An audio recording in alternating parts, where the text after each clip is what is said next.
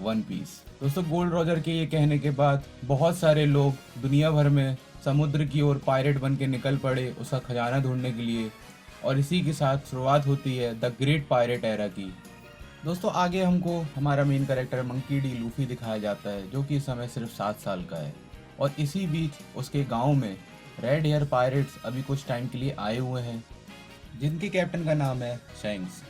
दोस्तों Luffy shanks से बहुत रिक्वेस्ट करता है कि वो उसको अपने क्रू में शामिल कर ले। अपनी लॉयल्टी साबित करने के लिए लूफी अपने गाल पे चाकू मार लेता है, जिसकी वजह से उसको वहाँ पे एक स्कार आ जाता है, बट इसके बाद भी शैंक्स लूफी को मना कर देता है। लूफी शैंक्स से बात करता रहता है और उसका पूरा क्रू बार में बैठ के दारू पी रहे रहते हैं। तभी वहाँ पे अचानक से एक पायरेट आता है और वो वहाँ पे तोड़ फोड़ मचाने लगता है और शैंक्स से लड़ाई करने की कोशिश करता है। शैंक्स उसको इग्नोर करता है और लूफी को ये सब देख के बहुत ज़्यादा गुस्सा आता है। वो शैंक्स से बोलता है कि शैंक्स तुम तो इतने स्ट्रांग हो, फिर भी तुमने उस पायरेट को सबक क्यों नहीं सिखाया। शैंक्स उसको बोलता है कभी कभी लड़ाई ना ही करने में फ़ायदा रहता है, और उसको ये सब चीज़ें इग्नोर करने के लिए बोलता है। लूफी को बहुत तेज गुस्सा आता है। गुस्से के साथ साथ उसको भूख भी लगाती है और वो देखता है कि शैंक्स के ट्रेजर चेस्ट में एक फ्रूट रखा हुआ है और वो उसको खा लेता है। दोस्तों जैसे ही शैंक्स और उसका क्रू देखते हैं कि लूफी ने वो फ्रूट खा लिया है, शैंक्स लूफी को बताता है कि वो एक मामूली फ्रूट नहीं था, वो एक डेविल फ्रूट था जिसका नाम गम गम फ्रूट है, तो जिसको खाने के बाद लूफी की तैरने की एबिलिटी पूरी तरीके से चली गई है,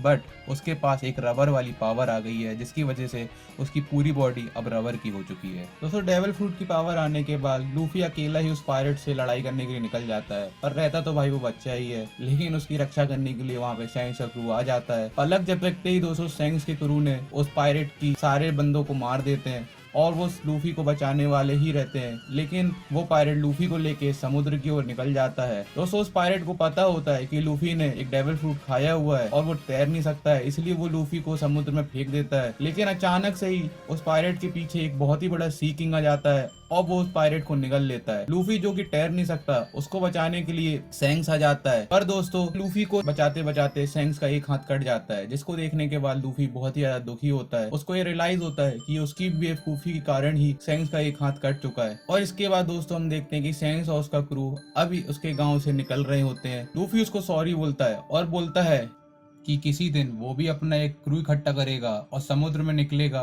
पायरेट बनने के लिए और दुनिया का सबसे greatest the king of the pirate बनेगा। लूफी की ये बात सुनकर शैंक्स बहुत ही ज्यादा इम्प्रेस होता है और उसको अपनी स्ट्रॉ हेड देता है और उसको बोलता है कि जिस दिन लूफी तो एक बहुत बड़ा पायरेट बन जाएगा, मुझे अब ये हेड लाके वापस करना। 10 साल हो जाते हैं और अब लूफी अपने पायरेट जर्नी की शुरुआत करता है। जैसे ही लूफी अपने सफर में आगे बढ़ता है, उसकी मुलाकात उसी सी किंग से होती है जो कि उसको रोकने के लिए आ रहा होता है। पर इस बार दोस्तों लूफी जो कि स्ट्रांग हो चुका है पहले से बहुत ज्यादा, वो एक मुक्का मार के उस सी किंग को वहां से भगा देता है। थोड़ी आगे लूफी बढ़ता है और वो एक भवंडर में फंस जाता है, जिसके बाद दोस्तों लूफी को एक पायरेट क्रू रेस्क्यू करता है। जैसे ही दोस्तों लूफी होश में आता है, उसको पता चलता है कि वो एक पायरेट शिप में है, जहाँ पे दोस्तों एक छोटा बच्चा कोबी उसको बताता है कि अब उसको इसी शिप में काम करना होगा। कोबी लूफी से पूछता है कि तुम्हारा सपना क्या है। लूफी उसको बताता है कि उसका सपना है पायरेट किंग बनने का, जिसको सुनकर कोबी बहुत ज्यादा शॉक हो जाता है। दोस्तों कोबी का सपना एक मरीन ऑफिसर बनने का रहता है, पर दोस्तों उसके अंदर एक हिम्मत नहीं होती कि वो लूफी की तरह इतना फ्रीली अपना सपना किसी को बता पाए। आगे हमारी सीरीज की पहली विलन एल्विडा को हम देखते हैं, जो कि कोबी को बहुत परेशान करती है। लूफी एल्विडा को मार के कोबी को वहां से बचाता है, फिर ये दोनों चार्ल्स टाउन की ओर निकल जाते हैं। दोस्तों कोबी रास्ते में लूफी को जोरो के बारे में बताता है। लूफी उससे पूछता है कि क्या वो स्ट्रांग है, अगर वो स्ट्रांग है तो वो उसको अपनी क्रू में शामिल कर लेगा। कोबी लूफी को बताता है कि जितना उसको याद है जोरो चार्ल्स टाउन की एक जेल में कैद है। जैसे ही लूफी और कोबी चार्ल्स टाउन पहुंचते हैं, उनको पता चलता है कि यहाँ पे एक मरीन ऑफिसर जिसका नाम एक्स एंड मॉर्गन है, उसने यहाँ पे बहुत ही ज्यादा अत्याचार मचा के रखा हुआ है। लूफी और कोबी जोरो से मिलने के लिए जेल की ओर जा रहे होते हैं, तभी वहाँ उनकी मुलाकात एक लड़की से होती है जो कि डेली जोरो के लिए खाना लेके आती है। वो लोगों को बताती है कि जोरो ने उसकी जान हेलमेको के भेड़िए से बचाई थी। दोस्तों हेलमेको ने जोरो से वादा किया था कि अगर वो 30 दिनों तक एक खंबे से बंधा रहेगा तो वो उसको जिंदा छोड़ देगा और कभी भी उस लड़की को परेशान नहीं करेगा। पर दोस्तों वो एक नंबर का झूठा था। ये सब सुनने के बाद लूफी को बहुत ज्यादा गुस्सा आता है और वो सीधे जाके हेलमे को कोई बहुत तेज मुक्का मार देता है। फिर वो जोरो की तलवारें ढूंढने के लिए बिल्डिंग में चला जाता है। इसी बीच हमको जोरो का एक पास दिखाया जाता है जहाँ हमको पता चलता है कि जोरो बचपन से ही एक बहुत ही अच्छा स्वॉर्ड्समैन है। दोस्तों जोरो और उसकी फ्रेंड काइना दोनों का ही सपना वर्ल्ड का ग्रेटेस्ट स्वॉर्डमैन बनने का था, पर दोस्तों उनकी इस जर्नी में उसकी फ्रेंड काइना बचपन में ही मर गई। जिसके बाद दोस्तों जोरो ने खुद से प्रॉमिस किया कि वो इतना पावरफुल हो जाएगा और वर्ल्ड का ग्रेट स्वॉर्ड्समैन बन जाएगा कि उसकी जो ग्लोरी रहेगी वो हेवन तक पहुंचेगी, जहां काइना को भी उसका पता चलेगा। दोस्तों फिर लूफी जोरो की तलवार लेके जोरो के पास पहुंचता है और उसको एक ऑप्शन देता है कि वो उसकी तलवार तभी उसको वापस करेगा जब वो उसका क्रू में शामिल हो जाएगा। दोस्तों जोरो बहुत ही सीधा साधा इंसान है, वो लूफी को हाँ बोल देता है। फिर दोस्तों वो लोग मिलके मॉर्गन और उसके साथियों को हराते हैं और इस टाउन को बचाते हैं। फिर उन लोग अपनी जर्नी में निकल जाते हैं। पर दोस्तों जो कोबी होता है, जिसको एक मरीन ऑफिसर बनना रहता है, वो यहीं पे मरीन के बेस में रुक जाता है और जोरो और लूफी अपने नेक्स्ट एडवेंचर की ओर निकल जाते हैं। दोस्तों लूफी और जोरो मिलके ऑरेंज टाउन पहुंचते हैं जहां उनकी मुलाकात नामी नाम की एक चोर से होता है। दोस्तों नामी को पैसे और संतरों से बहुत ही ज्यादा प्यार होता है, पर वो पायरेट से बहुत ही ज्यादा नफरत करती है। वो लूफी और जोरो से बताती है कि उसने बगी नाम के एक पायरेट से एक ट्रेजर मैप चुराया है। दोस्तों जो बगी होता है वो सैंक्स की तरह गोल्ड डी रॉजर की क्रू का एक हिस्सा होता है। बगी भी एक डेविल फ्रूट यूजर होता है जिसका डेविल फ्रूट का नाम चॉप फ्रूट होता है, जिसकी वजह से उसको कोई भी काट नहीं सकता और वो अपने अलग अलग अंगों को जो भी उसके कटे हुए रहते हैं उनको अपने हिसाब से मूव कर सकता है। फिर हम देखते हैं कि नामी लूफी को बगी के पास ले जाती है और बगी से बोलती है कि लूफी ने ही उसका ट्रेजर मैप चोरी किया था, और ये बोल के वो वहाँ से चुपचाप निकलने की कोशिश कर रही होती है। तभी बगी उसको बोलता है कि क्या तुम मेरा क्रू में ज्वाइन करना चाहती हो? अगर हाँ तो तुमको इस समय लूफी को मारना होगा। दोस्तों लेकिन नामी लूफी को नहीं मारती है। फिर दोस्तों ये तीनों मिलके बगी और उसके क्रू को हराते हैं और ऑरेंज टाउन को प्रोटेक्ट करते हैं। जोरो अपनी 3 तलवारों के स्टाइल से बगी के क्रू मेंबर को हराता है और लूफी बगी के अलग अलग बॉडी पार्ट्स को बहुत दूर दूर तक फेंक देता है। उसके बाद दोस्तों ये तीनों मिलके एक टेम्पररी अलायंस बनाते हैं और अपने नेक्स्ट एडवेंचर की तरफ जाते हैं जहाँ उनको अपने पायरेट क्रू के लिए एक शिप की जरूरत होती है। शिप की खोज में उन लोग एक सिर्फ विलेज में पहुंचते हैं जहाँ उनकी मुलाकात ऊसब से होती है। दोस्तों ऊसब डेली अपने गाँव के लोगों को पायरेट्स आ गए बोल के झूठ बोल के प्रैंक करता है और इसके कारण उसके गांव के लोग उससे बहुत ही ज्यादा परेशान हो गए हैं। पर दोस्तों ऊसब दिल का बहुत अच्छा है और वो डेली काया नाम की एक लड़की जो कि बीमार रहती है उसको तरह तरह की कहानी सुना सुना के उसको अच्छा फील कराता है और उसको हंसाता है। नाव की खोज में लूफी, नामी और जोरो काया की हवेली में पहुंचते हैं जहाँ उनकी मुलाकात कूरो से होती है। कूरो काया का एक सर्वेंट होता है। फिर दोस्तों कूरो नामी, लूफी और जोरो से ऊसब के फादर के बारे में बहुत ही बुरा भला बताता है, जिसको सुन के ऊसब को बहुत ज्यादा गुस्सा आ जाता है। ऊसब कूरो को मारता है और उसको बोलता है कि उसको अपने फादर पे बहुत ही ज्यादा गर्व है। दोस्तों लूफी और ऊसब मिलके ऊसब के फादर के बारे में डिस्कस कर रहे होते हैं। ऊसब बताता है कि उसके फादर रेड एयर सैंक्स के पायरेट क्रू में एक मेंबर है। लूफी उसको बोलता है कि शायद से बचपन में वो उसके फादर से मिला है और वो उनको जानता भी है। फिर उनकी नजर समुद्र किनारे खड़े कूरो पे जाती है जो कि अपने फ्रेंड जेंगो को बुलाकर काया को मारने का प्लान बताता है और उसको मारने के बाद उसकी सारी संपत्ति को हड़पने भी वाला रहता है। लूफी और ऊसब को ये सुन के बहुत ज्यादा गुस्सा आता है, पर दोस्तों जो जेंगो होता है वो लूफी को वहीं हिप्नोटाइज करके सुला देता है और ऊसब गांव की तरफ सबको वार्न करने के लिए निकल जाता है कि पायरेट्स आए हैं। पर दोस्तों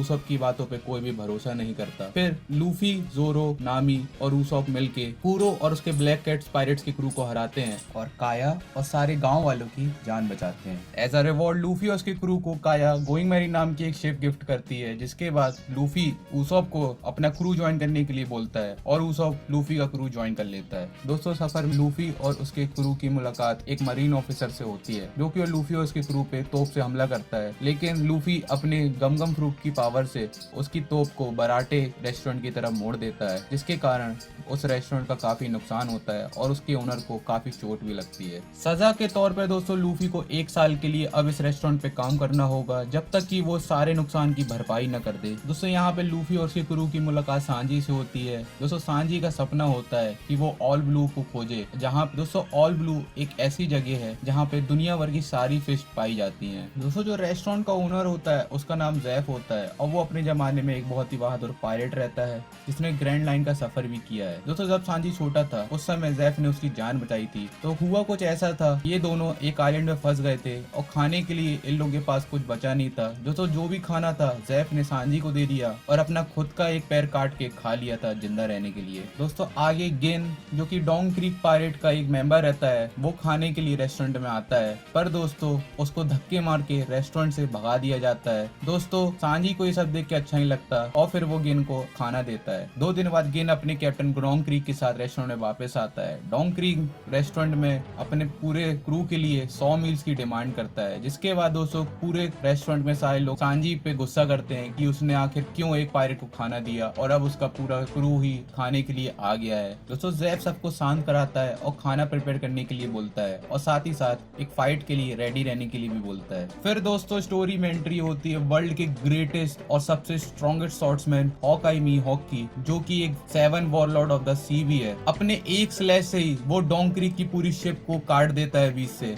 दोस्तों जोरो मीहॉक को देख के उसको चैलेंज करता है, पर वो उसकी स्ट्रेंथ की बिल्कुल ही बराबरी नहीं कर पाता और जो मीहॉक रहता है वो एक छोटे से चाकू से ही जोरो को हरा देता है, पर उसको वो मारता नहीं है। वो उसको जिंदा रखता है और उसको बोलता है कि तुम इतने ताकतवर बनो कि तुम मेरे को सरपास करो और वर्ल्ड के ग्रेटेस्ट स्वॉर्ड्समैन बनो। दोस्तों जोरो हारने के बाद लूफी को प्रॉमिस करता है कि वो जब तक मीहॉक को नहीं हरा देता वो अपनी कोई भी बैटल नहीं हारेगा। दोस्तों दूसरी तरफ नामी गोइंग मैरी शिप और सारा खजाना को लेके अपने विलेज कोकोयाशी विलेज की ओर निकल जाती है। जैसे ही ऊसोप और जोरो को इसका पता चलता है वो लोग भी नामी के पीछे निकल जाते हैं, पर लूफी अभी भी यहीं रुक के सांजी के साथ मिलकर डोंग क्रीक और उसके क्रू को हराता है। फिर लूफी सांजी को अपने क्रू में शामिल होने के लिए बोलता है और सांजी उसके क्रू में एज अ सेफ शामिल हो जाता है। दोस्तों लूफी, जोरो, सांजी और ऊसोप कोकोयाशी विलेज पहुंच जाते हैं, जहां इनको पता चलता है कि यहाँ पे एक फिशमैन जिसका नाम आर्लोंग रहता है अपना तानाशाह राज फैला के रखा है। आर्लोंग ने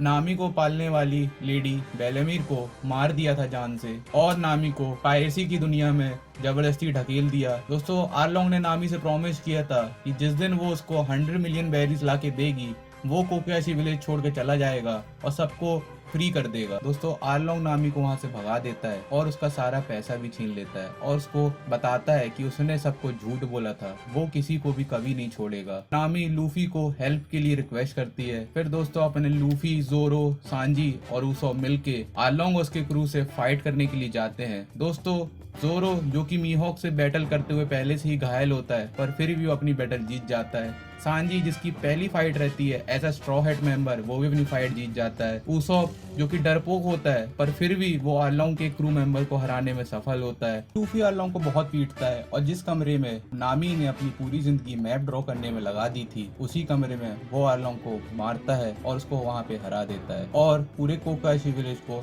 आर्लोंग के बुरे अत्याचार से बचा लेता है। फिर दोस्तों Nami officially as a navigator Luffy और उसके क्रू को ज्वाइन करती है। दोस्तों अब लूफी और उसका क्रू ग्रैंड लाइन की ओर निकल जाते हैं। ग्रैंड लाइन में पहुंचने के पहले ये लोग लॉक टाउन जाते हैं। दोस्तों लॉक टाउन वही जगह है जहाँ पे great legendary pirate gold D Roger का जन्म हुआ था और उसका एग्जीक्यूशन भी। दोस्तों आर्लोंग को हराने के बाद लूफी वर्ल्ड गवर्नमेंट की नजर में आ जाता है और लूफी के ऊपर 30 मिलियन बेरीज की बाउंटी रख दी जाती है। दोस्तों जोरो अपनी तलवारें खरीदने के लिए निकल जाता है। सांजी शिप में खाने का सामान लेने चले जाता है और नामी भी अपनी शॉपिंग करने के लिए निकल जाती है। दूसरी तरफ लूफी एग्जीक्यूशन ग्राउंड पहुंचता है, उसी जगह पे जहाँ पे गोल्ड डी रॉजर का एग्जीक्यूशन किया गया था। दूसरी तरफ हम देखते हैं कि एक रैंडम से आइलैंड पे रेड हेयर सेंक्स और उसका क्रू आराम कर रहे होते हैं। तभी वहाँ पे मीहॉक पहुंचता है और सेंक्स को लूफी की बाउंटी के बारे में बताता है और फिर सेंक्स मीहॉक को बैठा के दारू पिलाता है और चिल करने के लिए बोलता है। दूसरी तरफ हम देखते हैं कि लॉकडाउन में जोरो एक शॉप में अपनी तलवार खरीद रहा रहता है, जहाँ पे उसकी मुलाकात ताशिगी से होती है जो कि एक नेवी ऑफिसर है जिसकी शकल पूरी काइनस मिलती है, जो कि जोरो की वही फ्रेंड है जो कि बचपन में मर गई थी। दोस्तों शॉप में जोरो अपने लिए 2 नई तलवार खरीदता है जिनका नाम सांदाई किरित्सु और युबा शिरी है। लूफी एग्जीक्यूशन ग्राउंड में एल्विडा और बगी से मिलता है। दोस्तों इस सुंदर महिला को देख के चौंक मच जाना है। ये वही मोटी सांड एल्विडा है जो कि हमको सबसे फर्स्ट एपिसोड में देखने को मिली थी, बट इसने एक डेविल फ्रूट खाया है जिसकी वजह से अब वो इतनी सुंदर हो चुकी है।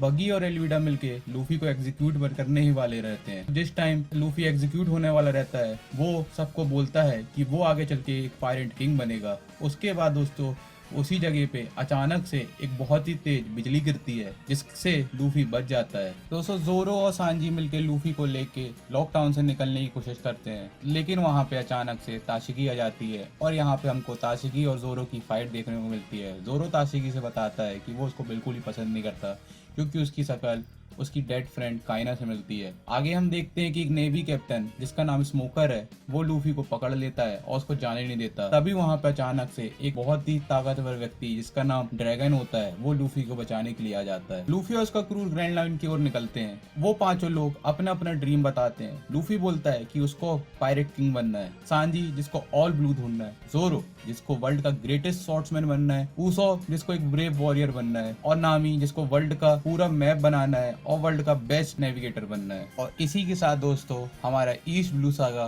का एंड हो जाता है।